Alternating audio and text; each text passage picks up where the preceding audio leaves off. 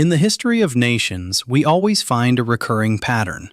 A pattern that does not depend on military invasion or defeat on the battlefield, but acts more like an internal disease, an economic virus that infects every superpower after it reaches the peak of its glory. And this virus, in the last 500 years, has destroyed at least 3 global empires. The same story repeats itself every time with complete accuracy. The Spanish Empire, which owned half the gold and silver of the world, declared bankruptcy in just 80 years. The British Empire, on which the sun never set, turned into the title of former empire in less than 40 years.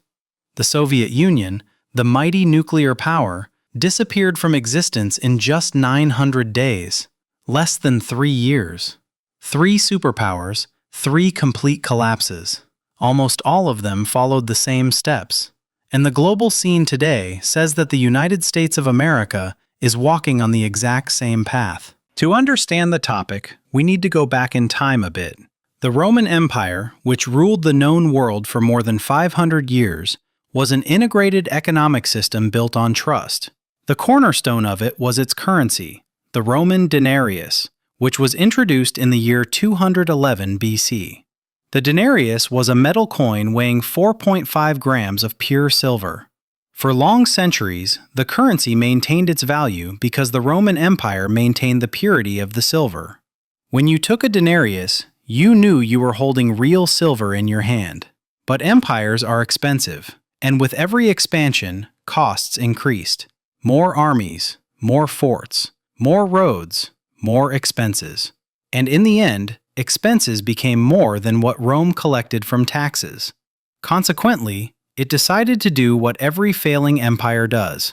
It resorted to devaluing the currency. The first one to start the game was Emperor Nero in the year 60 AD. Nero needed to fund the luxurious lifestyle he was living and his military campaigns, so he ordered the reduction of the silver percentage in the denarius from 100% to 90%, just a 10% difference. But this 10% was pure profit for the emperor, and the silver that used to make 10 coins began making 11. The same amount of silver, but more coins in the market, meaning the official definition of inflation. However, the real disaster did not come with Nero. In the year 211 AD, in the era of Emperor Caracalla, the percentage of silver in the denarius reached 50%. Jump forward about 50 years, arriving at 265 AD, in the era of Emperor Gallienus, we find that the percentage of silver in the denarius became only 5%. Imagine a currency that was pure silver. Now 95% of it is cheap metal covered with a thin layer of silver. Of course, its purchasing power collapsed. Prices exploded. Farmers stopped selling their food in exchange for coins. They started demanding barter. And even the army refused to fight unless they paid them in gold, because these silver coins were no longer worth the trouble. The collapse was self-destruction for the empire. When the currency died, the empire died with it.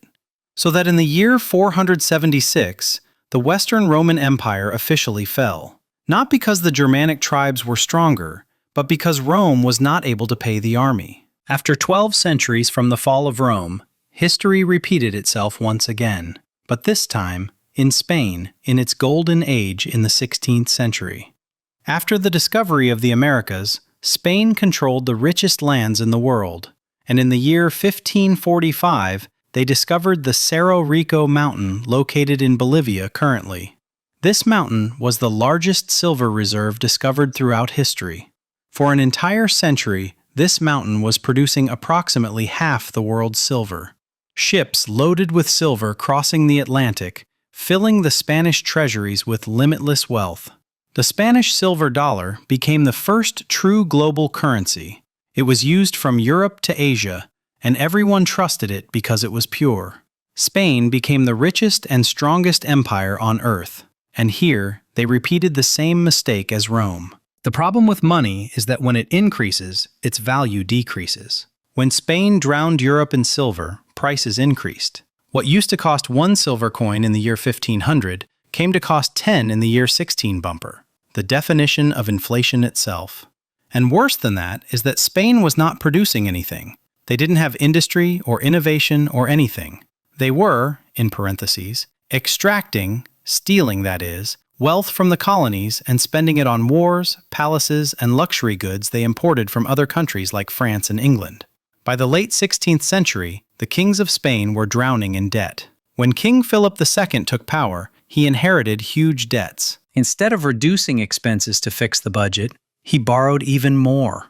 And when the debts became impossible to repay, in the year 1557, he announced his bankruptcy. This was the first sovereign default in modern history. However, it wasn't the last. Spain declared bankruptcy again in the year 1560, just 3 years later, and a third time in 1575, and a fourth in 1596. 4 bankruptcies in 40 years. This is despite the fact that they controlled half the silver production in the world. The government devalued the currency by mixing it with copper, and by the turn of the 17th century, Spain was in a state of complete collapse. The country that owned the wealth of the whole world went bankrupt because of spending and debt. Let's jump ahead in time another 300 years and go to the empire that surpassed Rome and Spain as well, the British Empire. At the peak of its glory in 1922, the British Empire ruled a quarter of the world's population and a quarter of the land area on Earth. The pound sterling was the global reserve currency.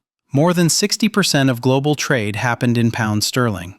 It was backed by gold, and this was a factor of trust, stability, and power. But like all empires, Britain built this empire on debt. Government bonds to fund wars, colonies, and infrastructure everywhere. As long as the pound kept its value, the system worked. But World War I happened in 1914. The British national debt was £650 million sterling. But after 4 years of war, in 1919, the debt reached more than £7 billion sterling, a tenfold increase. For Britain to be able to fund the war, it borrowed from everyone, especially from the United States of America. The war forced Britain to abandon the gold cover. It wasn't going to work to stay linked to gold while they were printing money. Thus, the pound turned into paper currency unsupported except by a promise from the British government. After the war, when they tried to return to gold in 25, the decision was disastrous. The pound was valued much higher than its real value. That's why in 1931, they were forced to leave the gold standard again, and this time forever. In one night, the pound sterling lost 25% of its value. The knockout blow came after World War II. Britain entered the war while drowning in debt. By 1945, the national debt had reached 270% of the GDP. After the global financial system was redesigned in 1944, the US dollar replaced the pound sterling as the reserve currency for the world. When Britain tried to maintain its status, it was too late. What happened afterward was a slow collapse. In 1947, they gave up India. In 1956, Egypt nationalized the Suez Canal. Colony after colony, they kept gaining independence.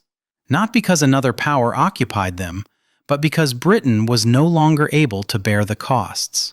In 30 years, the empire that ruled a quarter of the world lost everything. Not by military defeat, but by debt and currency collapse. The most recent example of this collapse pattern is the Soviet Union. After World War II, the Soviet Union appeared as a nuclear superpower. It controlled all of Eastern Europe and was competing with America in everything. For 45 years, they believed that communism was the future and would bury capitalism completely. But under the table, the economy was dying. The first stage of the pattern was very clear: excessive military expansion. The Soviet Union was spending 15 to 20% of its GDP on the army, 3 times what America was spending. The cost was very heavy on an economy that was small compared to the American economy. As for the second stage, it was economic stagnation. The Soviet economy stopped growing completely in the 70s. Oil revenues were what kept it alive, but other than that, nothing was working. Factories became worn out, farms failed, technology lagged behind. In the 80s, the Soviet Union, the country with the best agricultural lands in the world, was importing grain to feed its people. Then came the stage of currency collapse. The Soviet ruble was an outcast currency. Even Soviet citizens themselves didn't trust it. The government was forced to buy goods with gold and oil because no one agreed to take rubles. But in the year 1985, oil prices crashed and gold reserves began to run out, so that 4 years later, in 1989, the Berlin Wall fell and Eastern European countries all became independent in just 1 year. The Soviet government couldn't do anything because it was bankrupt, so that after just 900 days, on December 26, 1991, the Soviet Union collapsed completely. Neither war, nor invasion, nor anything. Just an internal economic explosion. Now, after we've established all this talk, let's enter on America. America is not just walking on the same path. It has covered a large distance on it too. Let's start with the first stage. Excessive military expansion. The numbers here speak for themselves. America has more than 750 military bases in 80 different countries. Its forces are deployed in 150 countries around the world. It defends Europe as part of NATO, defends Japan, South Korea, and the Philippines. At the same time, it fights in the Middle East, our region, and at the same time confronts China and Russia. The annual defense budget is $850 billion, more than the budgets of the next 10 countries combined, meaning the countries from 2nd place to 11th place, everything they spend combined is less than what America spends. Despite that, it's not enough. The American Army is exhausted. Its equipment keeps getting old. Recruitment rates are in terrible decline. The most dangerous thing is that America has commitments it likely won't be able to fulfill. If we assume China decided to invade Taiwan, or Russia pressured NATO borders more, or Iran closed the Arabian Gulf, how will America respond to all this? The same predicament Spain fell into when it was fighting in 4 continents at the same time, and the same that happened to Britain when it was trying to defend an empire stretching across 6 continents. The military presence in our region is perhaps the clearest example of this expansion. Bases everywhere, fleets in the sea, deployed in the heart of the world, as if it's theirs. The rule says, if you are present everywhere, you will be strong nowhere. So the first stage of the pattern, according to the evidence before us, is complete. After we saw how America fulfilled the condition of the first stage, which is military expansion, let's open the file of the second and third stages, currency devaluation and the debt spiral. The story here begins on August 15, 1971, when the American president at the time, Nixon, announced the cancellation of the dollar's link to gold, what is called the Nixon Shock. Before this event, the dollar was backed by gold. Every $35 equaled an ounce of gold. But for America to fund the Vietnam War and the Great Society programs and the costs of their empire, they kept printing a lot of dollars, more than the gold they had. When France noticed what was happening and asked for their gold held by America, Nixon came out and said, "That's it. There is no gold. We're out." From that moment, the dollar became just a paper like the Roman denarius that was mixed with copper. And like the pound sterling after it left gold, its value no longer came from a real asset like being silver or gold, but it came from merely trust in the government's word. This opened the door wide for printing money. From the year 2000, the money supply increased 400%. Since 2020 only, more than $6 trillion were printed. The result? The dollar lost 98% of its purchasing power that it had in '71. Before, they mixed silver with copper. Today, they print paper in unlimited quantities. The mechanism differed, but the result is the same, devaluing the currency. Thus, the second stage is complete. After the end of the second stage, we enter the third stage, which is the inevitable result of this printing, the debt spiral. The U.S. national debt reached more than $36 trillion, about 120% of the GDP. More dangerous than the debt itself is its interest, which alone is $1 trillion annually, more than the entire defense budget. America borrows every year to pay off the interest on the debts. This is the literal definition of a debt spiral. Spain went bankrupt 4 times. Britain borrowed until the empire collapsed. The Soviet Union's money ran out. The scene before us says that America is on the same track. The third stage is complete. After military expansion, currency devaluation, and debts, we enter the fourth stage, loss of productive capacity. Simply put, America no longer manufactures anything. America designs, funds, consumes, but does not produce. Its industrial base moved to China, Mexico, and Vietnam. Its import volume is larger than its export volume by $800 billion annually. It relies on imports for almost everything: medicines, electronics, steel, even military components. The same is what happened with Spain. When silver was coming into them like rice, they stopped producing anything. Why farm when you can import grown food? Why build a ship when you can buy it ready-made? When the silver mines began to dry up, the whole system collapsed. America today relies on imports almost completely, and on the dollar to pay for what they import. So when the world stops needing the dollar, America will be in real trouble. The fourth stage is complete. After the completion of the fourth stage, we go up to the fifth, social decay, which historian John Glubb called the Age of Decadence. Social decay symptoms are present everywhere. Trust in government institutions is at its lowest historical levels. Their crime rates are in a state of explosion. The numbers of homeless in the streets are in the hundreds of thousands. Drug overdoses kill 100,000 Americans every year. Fertility rates are on the floor. Political division is at its highest degrees. Almost America from the inside doesn't agree on anything. Society is divided into tribes. Each tribe lives in a media bubble specific to it. It has its own facts and its own morals. Everyone talks and no one listens. The result is a country unable to even agree on what is reality. They can't even agree on what is a man and what is a woman. These are signs that appear in every empire before it falls. Thus, the fifth stage, according to the evidence, is complete. After completing the first 5 stages, the pattern reaches the sixth and final stage, perhaps the most dangerous and most sensitive regarding the global situation today: loss of reserve currency status. This is the moment when allies begin looking for alternatives and trade shifts to other currencies.